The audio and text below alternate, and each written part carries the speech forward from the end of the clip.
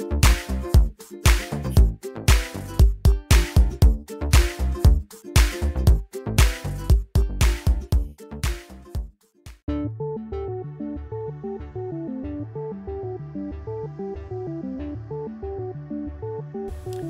to anyone watching and welcome to Normal Summoned. This is the first ever video for the channel and you could say it's our debut. And I'm going to start off with doing a deck profile on my newly created Ghostrick deck. Now, I've got to stress before I start, this isn't a completed deck. It is missing around 5 cards and the cards that are only released in the OCG currently, which will be added into the deck as soon as they get to the TCG. It mainly relies on locking your opponent's monsters in face-down defense position in order to use the field spell to attack your opponent directly, using weaker monsters to constantly keep your field full and defended, while flipping your opponent's monsters face-down indefinitely. Now, to start off with the deck, I have 3 Lanterns, which are your first level 1 monster, and as I said, unfortunately, proxies until I've got the rest of the cards. Ghostrick Lantern is a main staple for the deck, in my opinion, and most other people's opinions, I would assume, as he has the standard Ghostrick effect, which is he can't be normal summoned unless I control a Ghostrick, but you can change the card's face-down defense position once per turn. So it basically allows for flip summon effects to be used constantly. His main effect, his individual effect, is that you can negate attacks and then special summon him face down defense position, which is really good for summoning Dullahan from the extra deck, which is a level 1 Xyz monster. And it's just a really nice negation. So the next card I run at level 1 is 2 Jack Frost. Now, Jack Frost is almost identical to Lantern, except instead of instead of negating the attack, he flips the attacking monster into face-down defense position, then special summons himself in face-down defense position. So it allows for you to utilize the power of your trap card Ghostrick Knight, which I will get onto later, and it's just slightly better in my opinion than Lantern, but I only run 2 of these. Next card we have is Mary, who I think is quite overrated for what it is. Mary, if you take battle damage, you can discard her to special summon a Ghostrick from your deck. Granted, you can use it to, in face-down defense position, granted you can use it to get Giganshi, but it's not my favourite card of the deck, to be honest. Next card we have is Ghostrick Witch. Now we're on to the level 2s.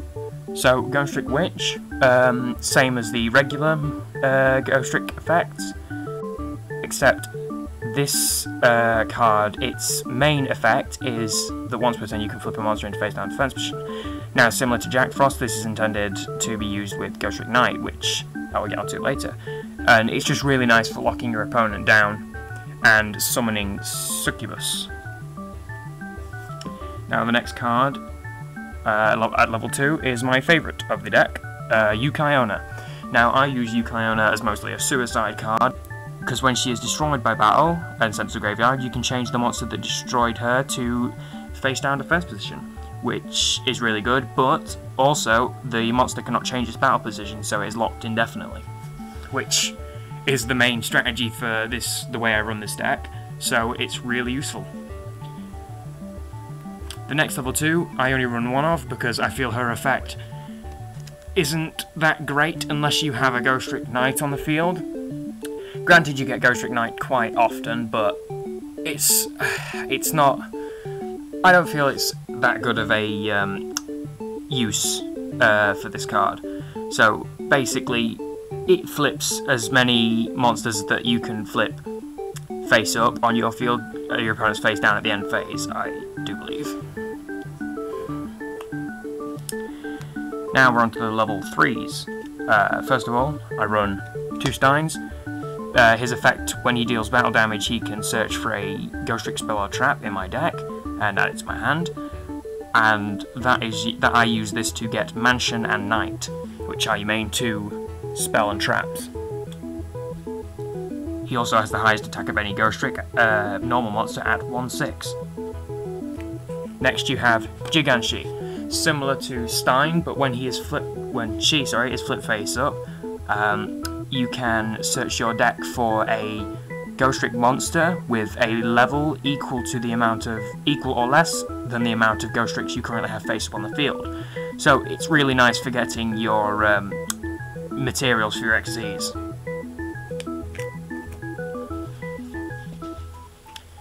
Next card at level 3 is Warwolf. Now Warwolf I will replace with Ghoul once I get some, but I'm having trouble getting those at the moment. But either way, Warwolf is used for early effect damage, as when he's flipped face up, inflict 100 damage to your opponent for each set card on the field. So you can deal a lot of damage early on or late on in the game. I tend to try and utilise this early on.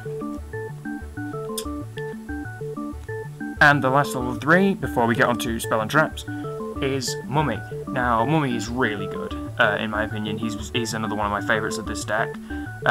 He's like a double summon, basically, for Ghostricks. While he's on the field, I can conduct an extra normal summon per turn. You can only gain this effect, though, once per turn. So, if you have 2 mummies, you can only use the effect once. So, it balances it out. Now it's onto the spell and traps of the deck. So, I run 3 Ghostrick Knights, due to this being my main card. While Ghostrick Knight is on the field and you have a fate, because it's a continuous trap, while a Ghostrick monster on the field, opponent cannot flip summon monsters. So, basically, you flip your opponent's monsters face down using the effects of all of the Ghostricks, and then can't have them going back up, so they can't XCs or synchro summon, so it's really good. The next trap, Ghostrick Vanish. Ghostrick Vanish is just nice early on to stop your Ghostricks being destroyed before you can get the XCs. That's the main reason I use it. Well, yeah, main reason I use it against effects.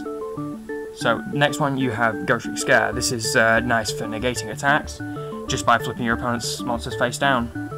It's really nice when used with Knight, but you can use it on its own. Now, these are 2 which I don't have yet. I think it's the OCG, one of the OCG cards. It is Ghostrick Break. Now, Break, I do believe, allows you to discard 1 Ghostrick monster and you special summon 2. It's either discard 1 or you get dealt damage, but you can special summon 2 from your graveyard, which is really good, because you can get back stuff like Yuka-Onna and Mummy. The next I'm going to put out all as 1. 2 Ghostrick Parades, 3 Ghostrick Mansions. Tongue-tied there. Now, Ghostrick Parade, while it is up, your opponent cannot take damage. Now, that's a risky bargain, but its second part of its effect is good. Now, all 5 of these cards have the effect that when I have these on the field, monsters cannot attack face-down defense position monsters, but can attack directly if all monsters their opponent controls are face-down. So, it's really, really good if you have Knight on the field. Now, Parade, yeah, your opponent can't take damage, but if they declare a direct attack, you can search for a Ghostrick spell or trap, so it allows you to get Mansion or Knight, which, in my opinion, is incredibly good.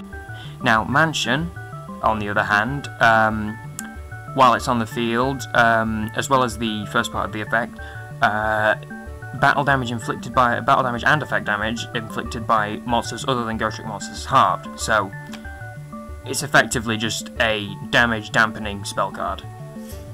Now, the last card I run for this deck currently, I shall move these first, is 3 Mystical Space Typhoons. Purely for the reason of taking out the opponent's back row, so that they can't take out your spell or traps or destroy a large portion of your monsters, or tribute their monsters using effects. So it's used for a lot of reasons, basically. But if I was running this deck with Dorklord, the OCG card which is coming out, I would run, instead of this, 1 MST and 2 Swords of Concealing Light. Which I should do anyway, but it's a really nice combo. So, that's it for the Ghostrick deck profile, the Flippin Phantoms. I will update it with an extra deck next week, as I have not got all the cards for the extra deck, but I can obtain most of them. So, thank you for watching. Like the video, subscribe if you enjoyed it, and look out for more content. Thanks for watching.